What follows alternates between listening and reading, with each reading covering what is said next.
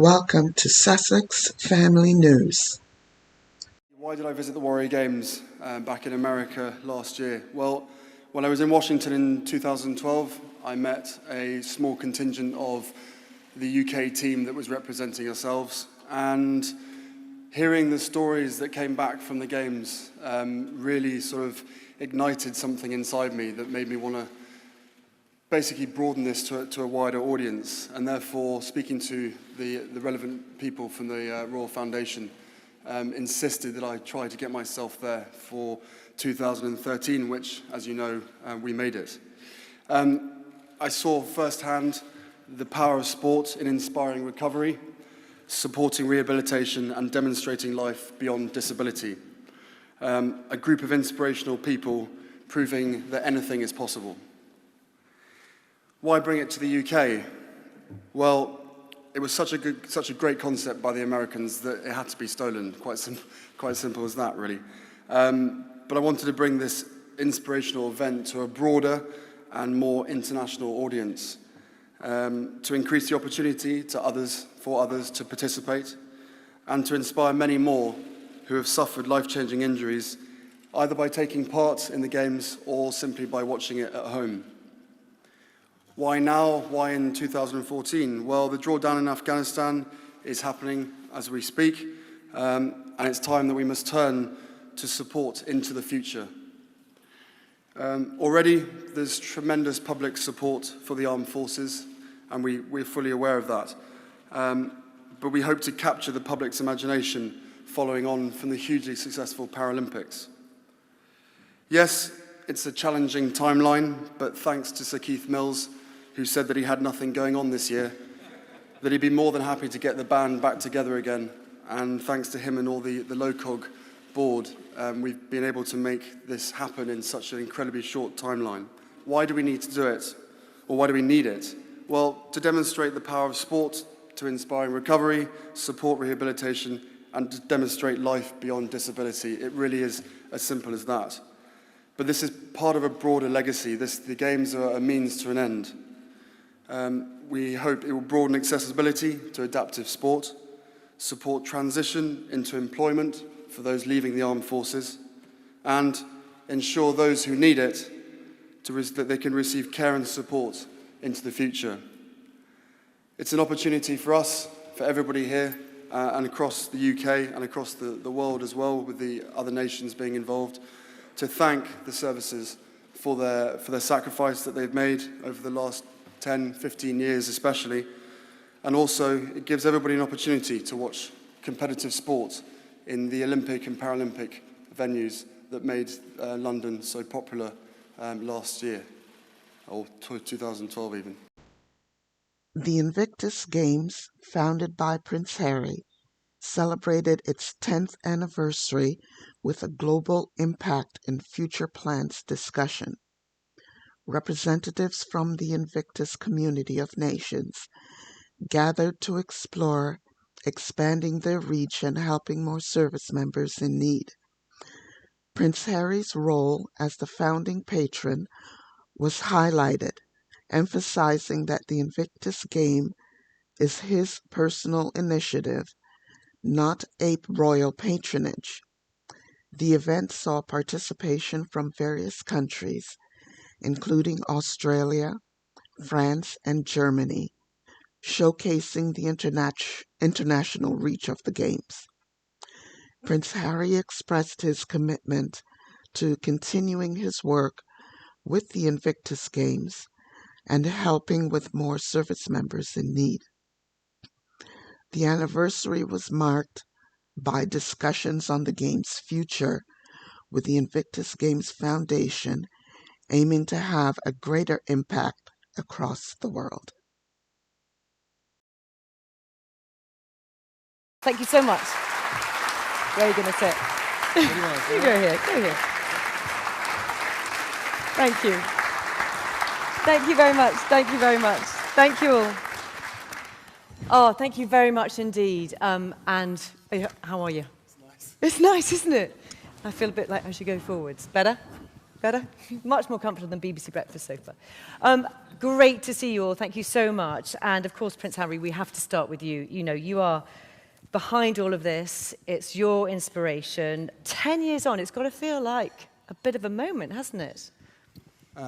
Yes, I think it's much more interesting to hear it from Keith's perspective when I called him 10 years ago and he thought he just retired and was hanging up his boots and had less to do, not more to do.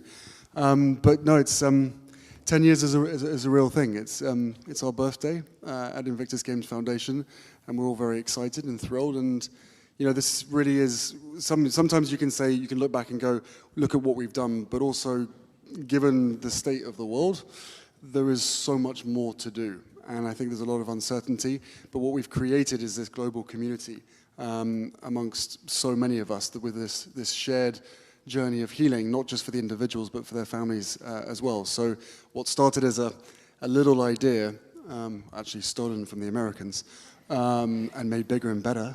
It's not often you can say that.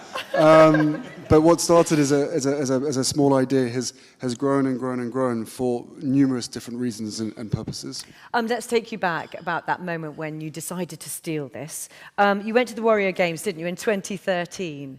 And just take us through that. You saw what was happening and you thought, right, okay, there's something really special here. Tell us what was your thought process? Well, the key to that, everybody in this room knows the reasons why, but it's sport. Sport was the magic that I witnessed, and having just come back from Afghanistan myself, seeing the wounded, injured and sick, and seeing the effect this was having on all the families, and just the weight, the load on defense and on the individuals and on the rehabilitation programs, there just wasn't enough being done. And at the same time, not enough celebration and recognition of those sacrifices that were being made.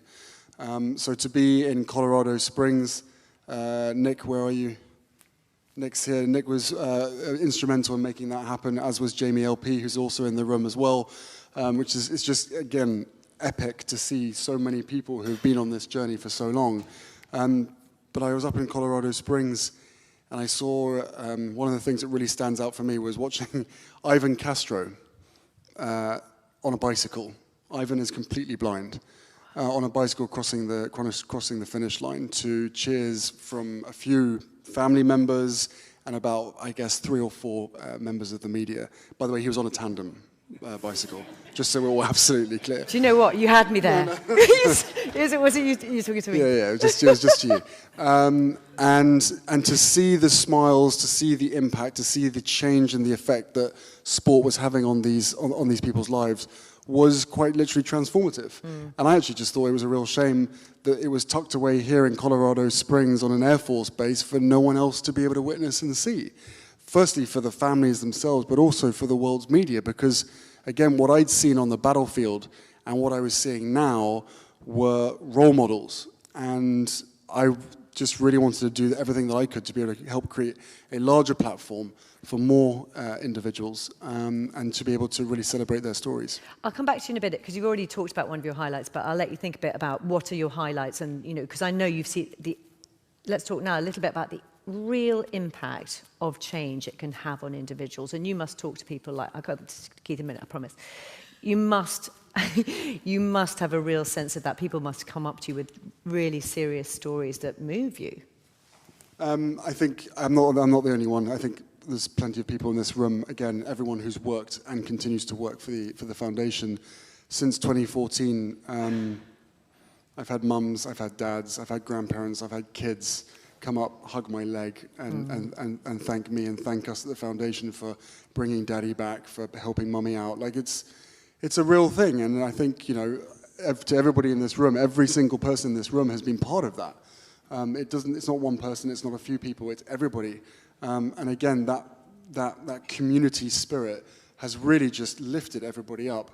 And it's been such a privilege and an honor to be connected to all these people who, you know, some are still wearing the uniform, some aren't, but the effect that you see it has on the family is quite addictive, to be honest.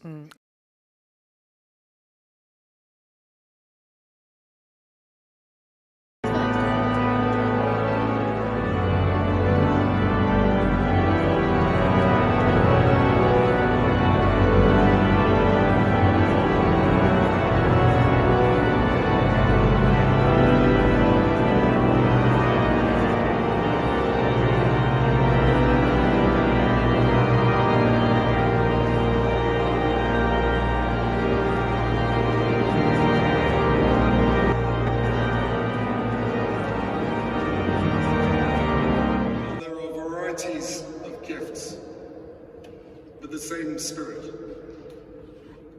And there are varieties of services, but the same Lord. And there are varieties of activities, but it is the same God who activates all of them in everyone. To each is given the manifestation of the Spirit for the common good.